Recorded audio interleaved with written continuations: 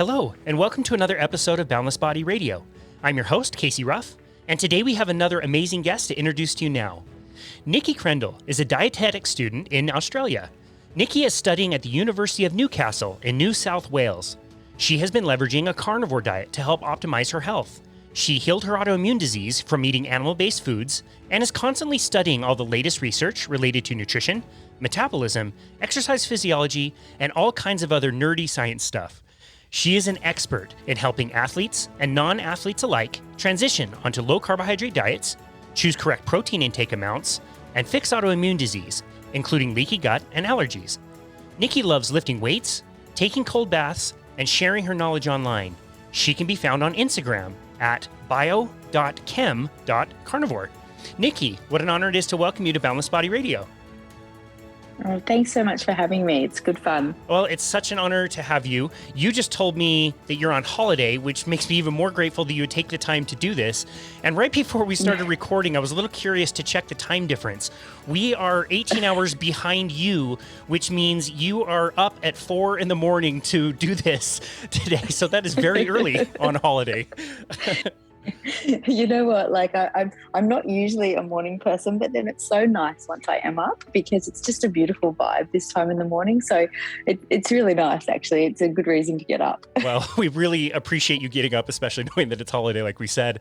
I'm a super fan of anybody who embraces their inner nerd. And on your Instagram page, one of the first things I see is not only Napoleon Dynamite, but McLovin from Superbad. So we will always be a fan of people who post those two things. Why do you like to embrace your inner nerd? Oh, I just think it's the older I get, the more I just want to embrace my weird and I get less worried about what people think about me. And my family describes me as just intense. But I'm more keen to embrace that as I get older because I think it gets me places, you know, it allows me to find things out and I'm just so passionate about what I love. Don't ask me anything about non-health related topics because I can't do it. If you ask me anybody's phone number or anything like that, I can't remember anything like that. But when it comes to metabolic health and exercise, I've always got the answer. Well, I like to always try and have the answer. Nice. Well, I think it's really important to zero in on a single topic and really learn as much as possible in that topic. I would kind of be the same way. Like I don't know much about other things, but I really try to educate myself on some of this stuff that's so passionate. And before we leave the topic, have you ever seen the movie Napoleon Dynamite? You have watched that, right? I have many times. Yeah, okay, it's a great movie. It is. It's a classic. It is a classic, totally. That was filmed about 2 hours north of where I live. It's just over the border from Utah and Idaho, just over on the Idaho side. And I can tell you from experience of being there, it is exactly the same. That's it. Oh, that's really fascinating. very, very strange. It's a great movie. It's such a great movie. Well, awesome. Well, I have a few different topics that I would love to explore with you and have you explain to our listeners. Before we get to those topics, I would love to hear your story. How did you get so interested in nutrition to begin with? Well, I've always been passionate about nutrition. I was quite an overweight kid when I was about sort of 11 or 12. I was quite overweight and my family likes to call that my mole stage. And anyway, so I had a lot of trouble with that when I was a little kid and then, got into it via that, just trying to figure out how to lose weight. And then over the years, it kind of progressed to, well, hang on a minute, how do I get healthy? And then I started looking into how diet, how diet affects that. And then when I came out of high school, I went straight into nutrition. And that was with a natural health college. I remember finding that really frustrating because it was very, very plant-based, as most of them are. And even though it was the holistic side of nutrition and health that I was looking for, it was just so, I found it very, very confusing because, we'd learn about all these different nutrients that we required, but then it was, you have to eat this to get this nutrient, but then, if you eat that, then you can't eat this because you need to, it was just all very confusing. In order to get the amount of nutrients that you needed, I remember thinking, oh my God, this is just a massive mathematical equation. How do I understand this myself, but then also get the information across to clients? And I just remember feeling completely overwhelmed by it. So I ended up almost finishing the course and then leaving it. Wow. And then, went and did a couple of other things. I did interior design, and then I did disability care. And then now, after having 2 kids, I'm back at it.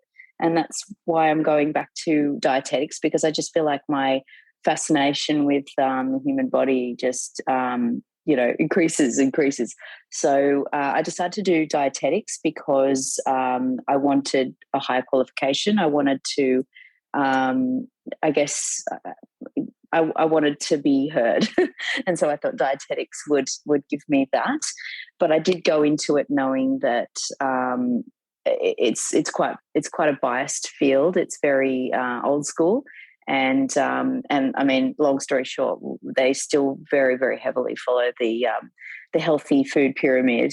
So going into it, I knew it would be tough, because my knowledge of the human body over the last few years, and specifically diet, is quite far removed from what they say is the right way to do it with the food pyramid, in other words. So but the more I learn, the more I fall into the rabbit hole with nutrition and health, the more fascinated I get, because it really just is the human body is just a fascinating thing, fascinating machine. Yeah, totally. I'm so glad you mentioned the disconnect between, kind of what you're told and then what you're told to do about it, and how those two things don't match up. It's almost like learning that, like, to build a house, you need a really solid foundation. You should probably start with the foundation at the bottom, but rather than do that, you actually start building a roof or something. Like it's Yes. The two things don't even match. It's really bizarre. It is bizarre. And I think what's frustrating and disheartening for not only practitioners, but dietitians, doctors, whoever you are, but also for the patients, is that it doesn't work. That the system just doesn't really work long term for anybody. And the number of dietitians that I've heard say that they've come to this low carb space because they've had just client after client after client that they've said, okay, well, this is the diet I want you to follow. We need to lose weight. We need to fix these health problems. And these people might lose weight for a little while, but then they put it back on. And it was the same story for me. I was never that heavy. Once I initially lost the weight when I was a kid, I think it was possibly more hormonal than anything. But once I became an adult, I never really had too many weight issues. But I just felt like the system with health didn't work. I had an ever increasing autoimmune problems, just getting worse and worse each year. And what we were taught to do, and what I learned from the media and reading, and it just doesn't work. It doesn't heal you. It doesn't fix you. And it wasn't until I discovered keto and carnivore that things finally changed, and I saw a side of health that I'd never experienced. So now I'm never going to look back. Yeah, I couldn't agree more. That's kind of what drew me to the space as well, is just like, I'm told to tell my clients this one thing. None of them can pull it off. And even when they do, it doesn't work. And so, if I'm told to help people get healthy, I found this other way of doing things that works pretty much every single time. What do you want me to do? Yes. Like, I'm going to do the best for my clients. I want them to get results. What health things did you notice got better for you personally? The two biggest ones for me were hay fever and asthma. And for anybody that doesn't experience those two things, I don't think you really understand just how much it can affect your life. And of course, it was never life-threatening, really, with the asthma, but it was awful as a kid, because I'd always get quite severe anxiety about staying in anybody's house. I just knew that if I walked in and realized that they had an animal, it was that was it. I wasn't going to be able to stay over and be comfortable. It was quite awful. And then as I got older, the hay fever seemed to be getting worse and worse and worse. And after having my first little girl, I remember saying to my mum, "Can you just come to my house and we'll just spend a whole weekend just wiping down surfaces, just like literally cleaning up everything so that there was just zero dust. And if we just do this once every 2 months, then I'll be able to, get through." And then, of course, on top of that, there were certain times of the year, obviously spring and summer and autumn and winter, actually all of the seasons, where I just felt like, I'd go through phases of the year where it just would get worse, and then it would get a little bit better. And so it was ever getting worse and worse and worse. And so, the little things that I'd be able to do, like wiping down surfaces, would make a little bit of a difference. But really, it ruled my life. There were other little things that were getting worse over the years as well. Like I get these funny skin rashes that I couldn't figure out what the cause was. I'd get out of the shower and then I'd just be itchy all over. I was having a lot of gut issues as well. I felt like it would make me quite anxious going out to dinner with family because I knew that something was upsetting me, but I couldn't figure out exactly what it was. All those usual autoimmune kind of things that people get, and I can tell you they've all gone completely. I've managed to heal all of them, and even this year was the very first year where I thought, I'm going to test it out. It was spring, and I thought I'm going to get one of the plants here that really has always been a problem for me, particularly, and it's a wattle. And I held it right up to my nose and sniffed it right in, and nothing. Wow. So I can safely say that really I have healed all of my autoimmune issues. The only one that I still am working on is a condition that I've always had called Raynaud's disease. I don't know if you've heard of that before. Yeah, my wife has it. Oh, okay. Well, this one, it has improved a lot. And I'm doing a little bit more of a research into that at the moment, and I may have found a mechanism for why I'm getting it, but that's the only one that hasn't completely healed yet.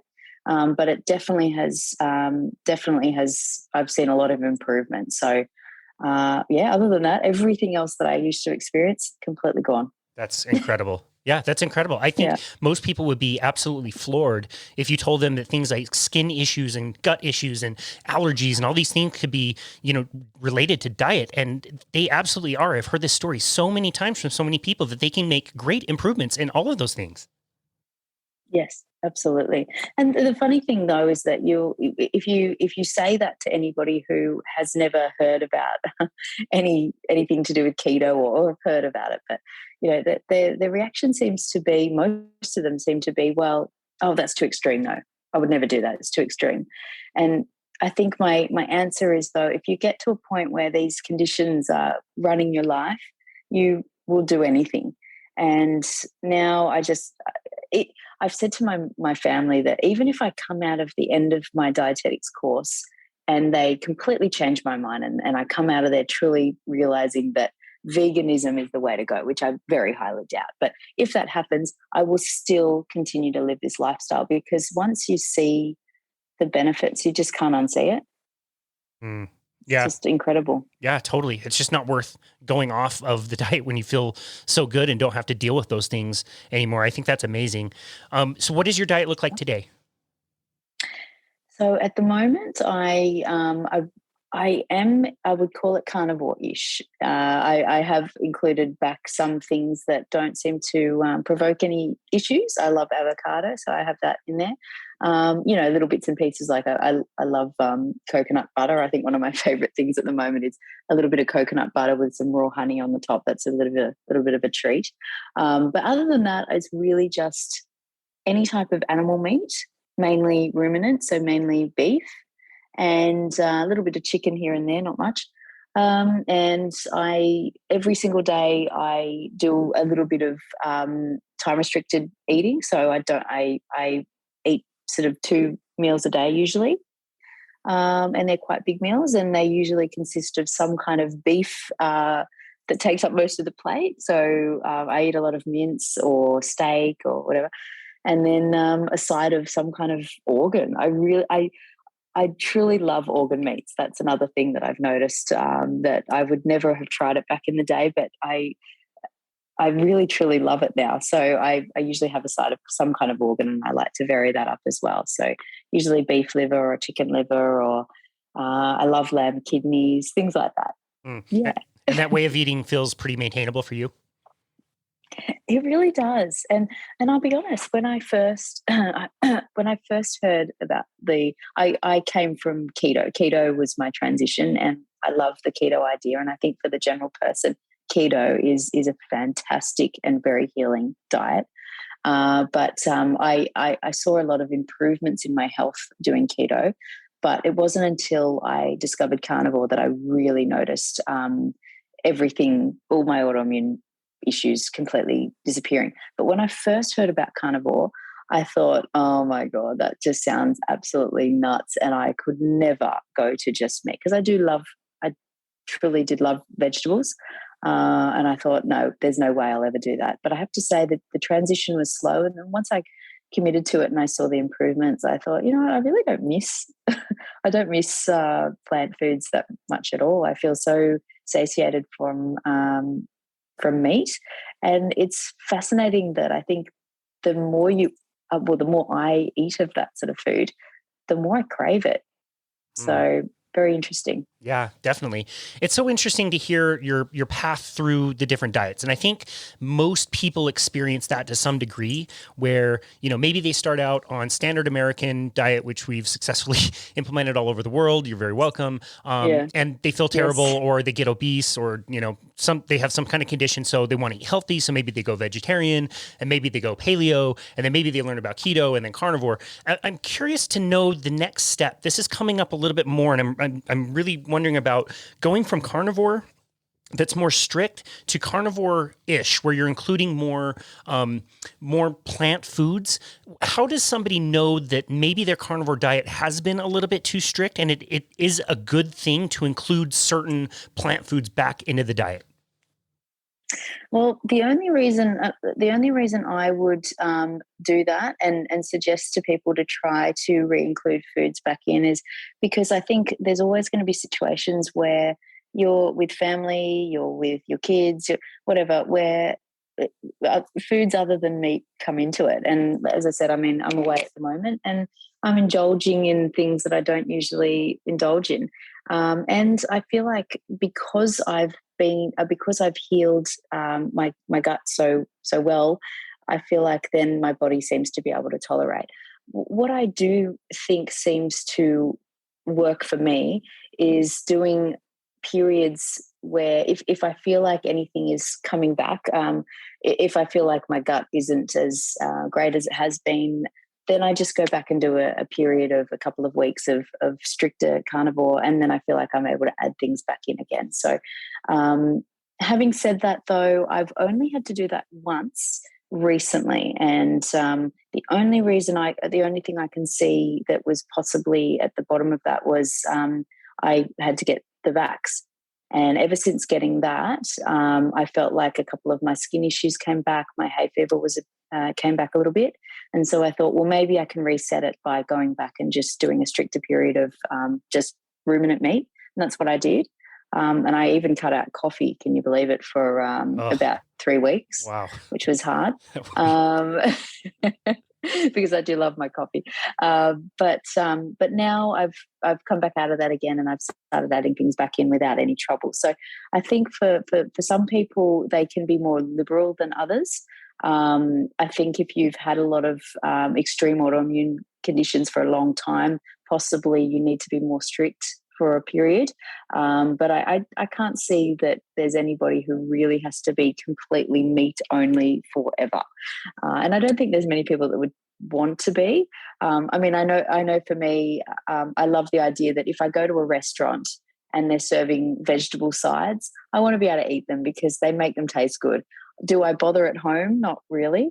But if I'm out with family and they've made a salad, I can pick away at that. And I think it's nice to be, I think the carnivore-ish thing seems to be a really nice, maintainable way of eating for most people. That is very well explained. And it's part of what makes this a little bit confusing. It's like the one thing that got you to a certain spot is not necessarily that level of strictness that you must continue for the rest of your life. It's just that maybe you were overloaded with so many plant foods or so many processed foods that you do need to be strict for a while. But once you kind of cure those things, like you said, maybe not cure, but improve those symptoms, then you can be a little bit more liberal. And it's not like you're going to go back to being a vegetarian. It's just that you can include more of those foods and be a little bit more open. And that's okay. Your body can handle it and process those foods so much easier.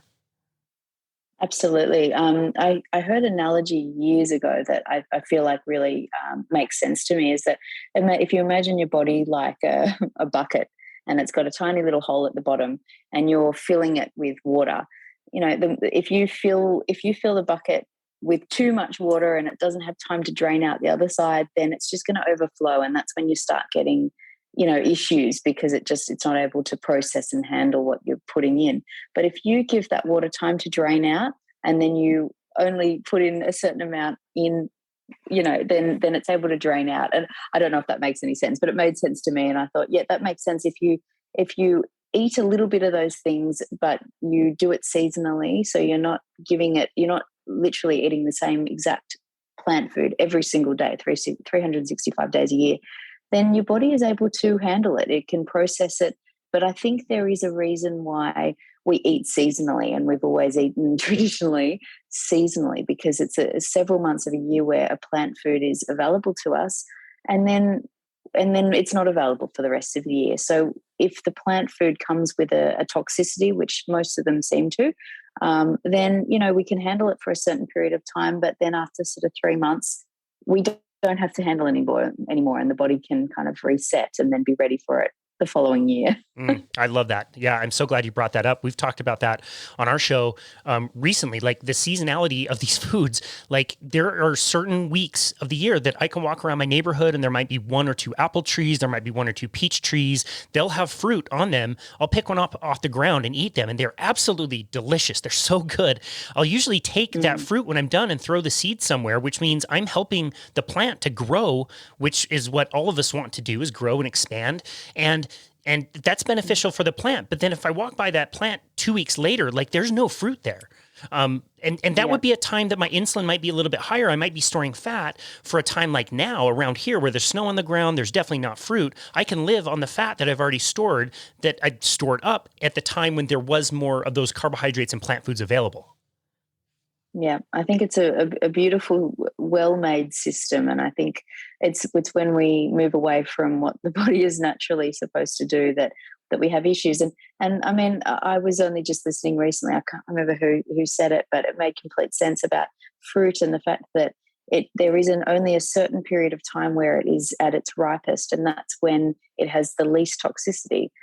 The rest of the time, I mean, there are certain plants that you just cannot eat because you'll get severely ill if it's not at its complete ripeness.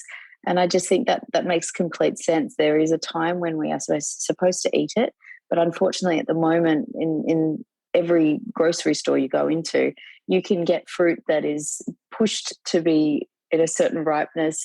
We have this abundance of just vegetables that are available to us 365 days a year. And then people like me who are looking into their health and trying to improve it, that think that the plant-based way is the right way, will eat the same vegetable every single day. They'll have it in smoothies, then they'll have it at lunchtime, then they'll have it at dinner time, and then they'll snack on, carrot sticks throughout the day. And you can see why people develop issues. So it's very interesting. But I think seasonality of fruit and vegetables is the best way to go. Yeah, no, that's a really good point. And keep in mind, we're talking about apples and carrot sticks. We're not even talking about the center of the grocery store that's filled with boxes and bags of cans and all kinds of crap. And who knows what's in all of that stuff. It's even worse, terrible. Absolutely. Okay. Yeah. So another thing that I feel like people can push a little bit too far, that initially is a really good thing. It's something you already mentioned, which is fasting.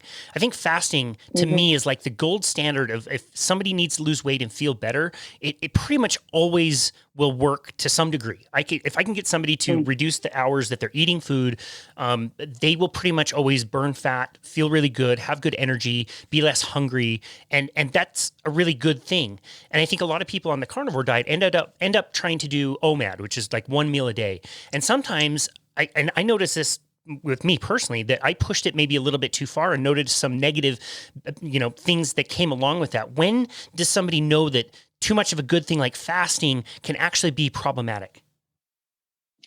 I think, for me, it's very easy for us to all fall into that, because you get fat adapted and then you think, well, great, I can just keep going and going and going and going. But I think if you're doing that every single day, it's probably not ideal. For me, what I noticed, I did start doing OMAD for a little while, and I thought, this is fantastic. I've got ample energy. I've got 2 little kids, so I thought, fantastic. I don't have to waste time in the day trying to fit in, sitting down and having something to eat. And so I thought, fantastic. But the problem is that I did notice not so much energy in the gym, but I did notice a lot of muscle loss. And it makes complete sense, because the more you stimulate, muscle protein synthesis, the more muscle you're able to grow and maintain. And it is very difficult to eat enough protein in one sitting. And I do wonder whether or not you're able to absorb it as well if you're eating something like 100 grams of protein in one sitting. I don't think that's ideal for muscle growth. So I do think as well it's very interesting when you're able to eliminate all your health issues and you go to a diet like this and it's working for you. What's fantastic is that it becomes very obvious when something isn't quite working. And that's what I noticed for myself when I started doing OMAD for a little while. I think you have this beautiful baseline now where you do feel pretty good most of the time. So when you start to suddenly drop energy levels, or you start losing a bit of muscle, or you don't have as much energy in the gym, or whatever it is, or you start to need coffee more, you start thinking, what is it that I'm doing that's not quite working? And then often it is that people are fasting too much. So for me personally, I would never really go more than 20, 24 hours because I'm lean. I think people that are heavier can probably get away with more.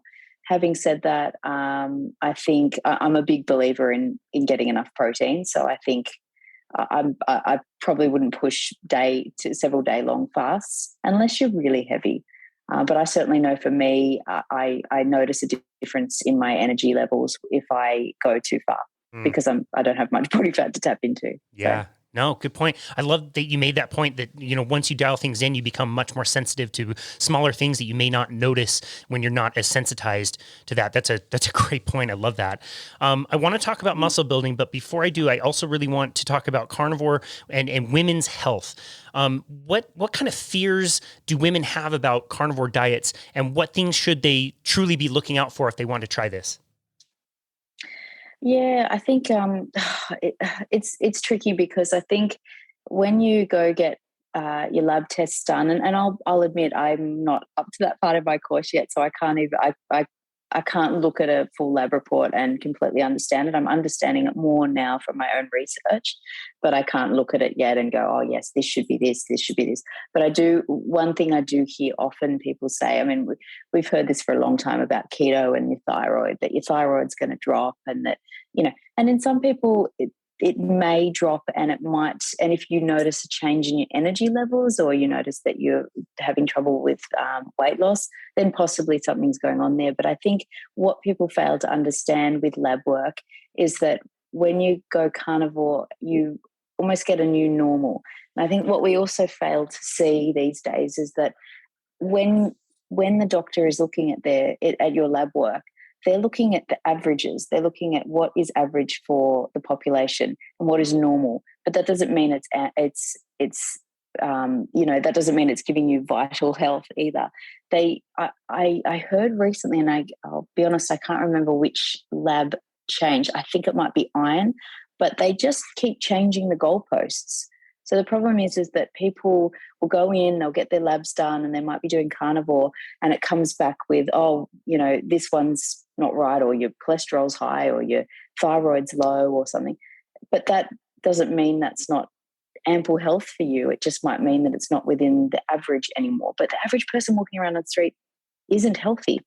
So I think as well, the problem with looking at blood work is you might get a lower reading of, say, thyroid, and this doesn't happen in every single situation, but I think for a lot of people, something might lower, but that's because your body is becoming more sensitive to it. So you might be increasing the number of your receptors, or your body might actually be down-regulating a hormone because it's realizing that it doesn't need so much of the hormone anymore. So we can look at blood work and go, oh no, this has gone down, or this has gone down. And I think it depends a lot on the context. And I'm a big believer in, how do you feel?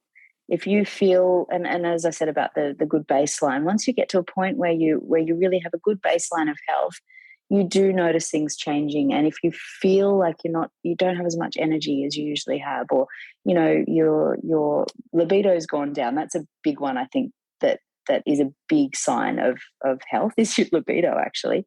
And just your libido for life as well. If you wake up at 4 a.m. and you don't need a coffee, and you can, hold a conversation and you can keep going, I think that shows that you're in a really good state of health. And if your blood work says that your thyroid's slightly down, does that matter? No, probably not. That is such a great point. I And hope that makes sense. yeah, so well explained. I love that. The changing goalpost thing is just so insane to me. The difference between normal and average just keeps drifting further and further apart, and that they would change, the ranges for blood work for things like that is just so insane. It's so little we understand truly about blood work, and, all the different contexts and the time of day that you take it, the time in your cycle that you get measured. I mean, there's so many different things that play into that. It makes it really tough. So I love that you make it so easy by just saying, how is your libido and how is your libido for life? I think that's a really great way to look at things. I'm curious to know if you've come across any research or seen anything related to women and fertility with the carnivore diet. Is that something you've ever come across? Oh, not necessarily for carnivore. Research wise, not so much. I have heard anecdotal stories that people have.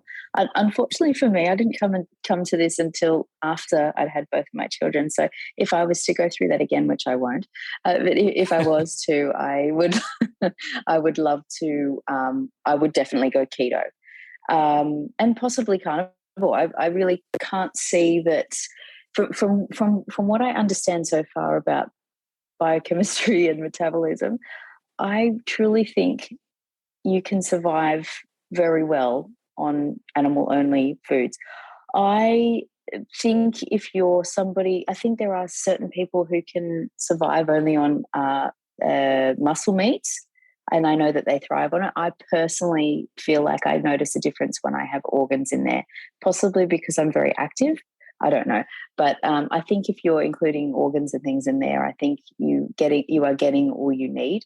But I'd love to do more research into that. I think, unfortunately, when it comes to keto and especially carnivore, because there's just not really any research on it. But keto, I think researchers are very scared to use pregnant women, and pregnant women are very scared to go into studies like that because they don't, just in case something does go wrong. But from what I've seen with people that I've watched on social media, they seem to do really, really well on carnivore, on keto. And to me, that makes complete sense because they're providing the body and their baby with ample energy, ample fat that the brain needs to develop. Yeah, I would do that if I was to go back and have another baby, definitely. Interesting. Well, thank you for approaching that with your best answer. I really love that. It plays into the next question, which is cycling, like a menstrual cycle. There's some people that say there's times in a month where females need more carbohydrates. They might need more plant foods. They might be low energy, and that's something they can have. There's other people that say they can remain carnivore. Just make sure you're getting a lot more fat at those times. Where do you lean as far as that goes? Yeah, look, I've experimented a little bit with carbs and things like that. I personally don't feel like it really adds much for me. I feel like it's more of a fat thing. I just feel like I do notice a definite increase in hunger around then. Not enough to really, I notice an increase in hunger, but it doesn't really seem to affect my energy levels or anything in the gym. I know some women that like to cycle their training and everything around their cycle. I haven't noticed that I've needed to do that, but I do notice an increase in hunger. And so I just go with it. Around that time of the month, I just tend to crave more fatty meats. And so I go with it. I just go with more fatty steaks and then I find that I naturally tend to go with leaner stuff towards the other side of the month. So that to me is very intriguing. And I think the lovely thing again with carnivore is that your baseline is so nice and clean, I guess. So you can notice the differences and you notice your body is asking for certain things at certain times. And when you allow it time to tell you what it needs, it makes it relatively clear. If you get rid of all the noise, I even find from day to day there are certain organ meats that I crave more than others. Is that because my body needs that at that time? Possibly. I tend to have more of a craving for lamb kidneys at the moment. Is that an electrolyte thing? Possibly. So I like experimenting with and going with what my body tells me that I need. But yes, certainly around cycle, I find that it's fat that does it for me. I'll be perfectly honest. I don't know about the carb thing and cycle. I haven't read a whole lot into it. Maybe that's what I should read into. Yeah. Interesting. Well, I think there's nothing wrong with your answer. And again, this goes back to what you were saying before, like really pay attention to how you feel and pay attention to your cravings and just kind of go with that. I think that's a really good signpost to follow. And so, yeah, I'm glad you talked about that. I want to talk about for sure building muscle, why that is so important. I know it's a passion of yours, but let's start with the why. Why is muscle and muscle mass so important? Well, as you get older, we do tend to not be able to maintain muscle as easily. We become a little bit insensitive to the growth factors around muscle building. So, yeah, that's a bit annoying. But I think if you provide it with enough stimulus and the right amount of protein, you can maintain and build muscle as you get older. I don't think that means that you can't build muscle anymore. I think it's important for several reasons. I think for the obvious one is metabolism. I mean, muscle is such a massive energy sink. So the more muscle that you have, the more metabolically active it is, and it takes a lot of energy to just hold on to that muscle. To just have it there is metabolically very taxing for the body. So when it comes to staying lean and or losing weight, I think it's very, very important to have as much muscle on your body as you can, because then basically just sitting there, you're burning more calories than you would if you didn't have muscle. I think as you age, it's important because imagine that you're an elderly person and you don't have any muscle around your bones and you fall over and you put your arm out to stop yourself. Muscle is one of the things that can shock absorb. It stops your bones from just being bone on floor and snapping. So I think muscle is very, very important particularly as you get quite elderly. So yeah, I just think having a lot of muscle on you is it really, really improves your insulin sensitivity. It's one of the best things that you can do for your health, I think. Yeah, totally agree. One of the components of building muscle is getting protein intake. And I can get, protein from animal foods, but I could also get protein from things like beans or grains or whatever. What is the difference between plant proteins versus animal proteins? So we have 20 amino acids and 9 of them are essential. And animal foods are the only ones that can give you the essential amino acids. They're the amino acids that we can't create in our body. We have to get them from our food. So you very, very, very quickly can become deficient in protein. And interestingly, there is one, my favorite amino acid is called leucine, and it is one of the essential amino acids. You cannot get that from plant foods. And it is actually essential for building muscle. So you need to, in order to stimulate muscle protein synthesis, you need a certain amount of leucine, which is about 2 to 3 grams, and that will stimulate muscle protein synthesis. So the problem with plant foods is that it does provide protein, but they are not the amino acids that we truly, truly need in order to build muscle. I'm so glad you wanted to talk about leucine. How many grams of animal protein does it take to get enough leucine to trigger muscle protein synthesis or building muscle?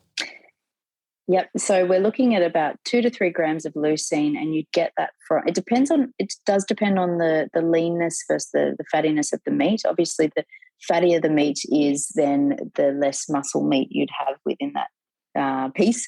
So you would need to have more in order to get the amount of protein. So I would say about 200 to 250 grams of protein gives you 2 to 3 grams of leucine. So I see it as a 250 gram piece of steak.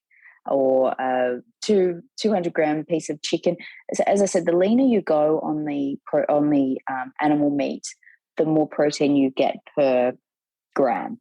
So that's probably just made it even more confusing. But if you go, say, to chicken breast, you could probably do about 200 grams. If you're going something like ribs, you'd probably need more, 250 to 300 grams to get the same amount. Yeah, that's very well explained. If I'm like trying to picture this like visually, would we say like maybe like 2 of the palm of your hand type kind of size would be about the ballpark that you would want? Again, it depends on the type, but do you think visually that would be a good way to think about it? That's exactly what I usually go for. So if I go for two palms of mine. That's what I would go for in a meal. That's great. About how much protein do you recommend daily for most people? Yeah, that's a tricky one, and I'm still trying to find the answer to that. I wouldn't go under one gram per pound. I personally, so I'm about 105 pounds, and I go for about 100 grams. So yeah, one gram per pound. I wouldn't go under that. I would say that's the base. Gotcha. 1 gram per pound as the low level. I mean, think about that compared to the recommendations that were given. That's absurd. It is absurd. It is absurd. That should be the base. And then if you're active, I would definitely go way over that. Really, I mean, look, we all get very worried about kidney health when it comes to protein. But from what I've read, kidney health improves as protein consumption increases. I've heard people say that it's like a muscle. The more you use it, the better, the stronger it gets. I haven't seen any problems in the research with kidney health and protein. I just haven't seen it. So I think you can just go as high as your satiety levels ask you to, I guess. For me, some days I want more, some days I want less, but I usually would not go under about 100 grams a day. That's perfect. Yeah, that's usually along the lines of what I recommend as well. We also, when we're talking about muscle building, we talk about the protein. We also talk about the exercise. What types of exercise are the best ones to include to be able to build more muscle? Definitely resistance training. And I like a mixture of high repetition, low weight, and high weight, low reps. So I like to mix it up. I like to leave the heavy stuff for when I'm able to get to the gym. If I'm not able to get to the gym, then I'll do some high rep stuff at home, like push-ups and things like that. And I think that gives a nice mixture of it mixes it up for the body. You sort of, I personally think for the best muscle growth, it's about variability, tricking your body. I guess what you want to achieve when you go in the gym is you want your body to realize that, oh, hang on, I need to grow muscle because if I don't, I'm going to die. So I need to, whatever I currently am isn't working. So you need to show it that it needs to improve. So going to your limits safely, I would say, is the best way to do it. So whether you're lifting something really, really heavy and you're only able to do it for a couple of reps, or you're doing, say, 15 to 20 reps, but once you get to those last few reps, you cannot do any more. So pushing to failure, that's the best way to get some muscle growth going. Cardio, I don't personally bother with. I mean, if you enjoy it, I think there's certainly no harm in it. I mean, doing anything active is fantastic.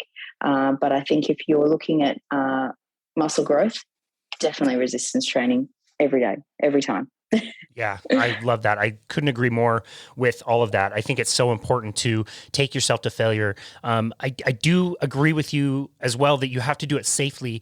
Is something like tempo something that you look at and try to control as much as possible when you're lifting weights?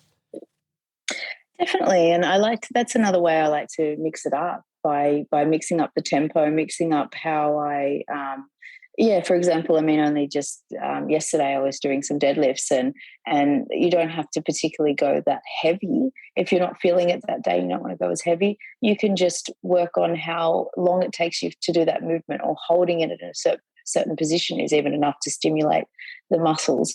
Tempo training I love. I also love drop sets. You do a really as heavy as you can sort of go, and then you go back down different levels of weights and lowering the weight as you go, and just repping it out as many as you can until you can't do any more. Yeah, that's fantastic sort of training. I love that too. I just always feel so silly when I'm like barely lifting the bar at the very end of the drop set. Look a little silly. I hope nobody's like looking at me like, who's this weak dude? Can't even lift the bar. Well, that's great. You won't look silly when you come back. Yeah, totally. You'll be all buff. That's right. That's right. Well, I love all those really thoughtful answers. I want to ask you about, kind of what we were talking about at the very beginning. You chose to go down this path, but you also chose to really share this message and get this message out there and help as many people as possible. And so on your Instagram, you have food pictures, you've got pictures of yourself lifting, and you also have really good science and studies, and you go through them and really explain it. Why is that so important to you to include and share with others? I think it's important because I don't think the medical community is doing it. And I can even see, being a dietetics student, if I wasn't on social media, I wouldn't have discovered all this. I just wouldn't have found it out, because I'd be sitting in class learning about the food pyramid and realizing that, okay, well, this is the only way. So it was when I jumped on Instagram and saw people like, Ketogenic Girl, and that's who introduced me originally to keto and carnivore, actually. If we didn't have social media, we wouldn't discover this sort of stuff. And I think studies are, you know how much I think we need to. I think this space is possibly missing more research. I think there's a lot of pretty pictures that are put up and reposted by people, which is great. But I do think that's where I like to bring in the research, because I want to see that it actually is something that works for a number of people in a clinical setting. Having said that, I actually think that personal stories are better, almost better than actual research, because it's people that have kind of come to the point where they don't know what else to do. Like me, they don't know what else to do. Their health is just suffering, and it's not until they do something extreme and it changes it. And the more people that can come out with the message and say, this worked for me, the more people will be able to get the message across to, and the more people will think, maybe I'll just try this. And I think, you can hear this is what happened to me. You can hear the message over and over and over and over, and you think, no, it's too extreme. I'll never do it. And then one day you just think, you know what? I can't do anything else. I'm just going to have to try this. And then you just don't ever look back. So I think social media is amazing for that. You see these amazing success stories, and if it makes one person change and think, you know what, I'm just going to try this for a few weeks, and it can change their life. My life is completely different. Wow. Yeah, I love that. I love that you are willing to share in multiple different ways, not only the studies, but like you explained, the stories that really connect with people. And yeah, it's one of my favorite phrases: when pain increases, hearing improves. Like if your life sucks bad enough, you will be willing to try something that sounds a little bit different. And maybe it works, maybe it doesn't, but you'll at least be willing to try and change. And change is not always very easy. So I really love that approach. Do you have any worries or fears around, what your practice is going to be like once you graduate? There's several people who, once they get locked into a certain way of the way their degree taught them to teach nutrition, and they started, noticing that didn't work. And so they started teaching people low carbohydrate diets, and they get in trouble. Like they can lose their license and all kinds of crazy stuff. Do you have any worries or concerns that may happen to you? I definitely worry about it. I definitely worry about it. I don't know what the future holds. I would love to say that I want to be a new face of dietetics in Australia. I think there are some people that I know of in Australia that are practitioners that are aware of this. There are a few dietitians practicing that follow the low carb route. From what I can see, they have to be very careful about how they do it. So I'm going to have to really educate myself over the years about how to go about it without getting in trouble. Having said that, I think the message is becoming more available, and people are opening their ears to it. I think, there was a doctor, I don't know if you've heard of him, but his name's Gary Fettke down in Tasmania. And he went through the same thing as Tim Noakes. And that is in the back of my mind, and it worries me. what I do think, and one of the reasons I chose dietetics is because we should be able to provide the information because we are the specialists in diet. So I think if we can, look, I think the reason Gary Fettke got in trouble was because the Dietitians Association of Australia didn't agree that he should be giving that information because he's not a dietitian, he's a surgeon. The only thing I hold on to is, well, if I can become a dietitian and be qualified in that realm, then why can't I give that information? Having said that, I think I'm going to have to surround myself with people who are agreeing that this lifestyle is the way. And there are a couple of them in Australia. There are a couple of clinics. So I'm hoping that I might be able to work alongside them. But yeah, it's a fear. It's definitely a fear of mine because I can see at my university it's not well received. And I'm the only one in my class that has even spoken about keto. Everybody's very plant-based. And when I have in a few times put my hand up in the class to say, but hang on, how about this study, or how about this, or what about this idea? I just, they just put a stop to it straight away. They're not open to it. So I do worry about that, yeah. And I worry about my results as well. I do worry that I'll be marked down. So I'll be honest, so far I'm just telling them what they need to hear in order to get through the course. But when it comes to practicing, I just hope that I can find a community that will be in the same line of thinking. Well, we really respect the courage that it takes to press onward and know that on the other side you can help so many people and at least give them the option of something that they can try if they want. And yeah, I think there's a careful way to do things, and I'm very hopeful for you in your career that you'll be able to ride that line and help so many people. This has been an amazing conversation. If you had to leave the listener with one simple tip that they could plug into their life, what would that one thing be? That would be give it a go. Give it a go. If you're really I don't think you need to do extreme carnivore for the rest of your life, but I think if you're having health issues, what can you lose? Just give it a go for a few weeks and just see how you feel. Amazing. Amazing advice from an awesome conversation. We sure learned a lot. Nikki, tell the listener where they can go to find you and connect with you and your work. Thank you. So yes, I'm on Instagram, and my name is bio.chem.carnivore. And yeah, look for me there. Awesome. We will be sure to link to that in the show notes. Nikki Crendal, dietetics student at the University of Newcastle. Thank you so very much for, again, the courage that you had to not only change your own diet and try something new, but also your willingness to share and the courage that it takes to press onward with, studying dietetics and knowing that you may be in conflict with, what the university is saying, but you're willing to do that, to be able to help people and share your message. So thank you so much for doing that. Thank you for being up at 4 a.m. on holiday to speak with us. We really appreciate that. And we appreciate this really engaging conversation. So thank you so very much.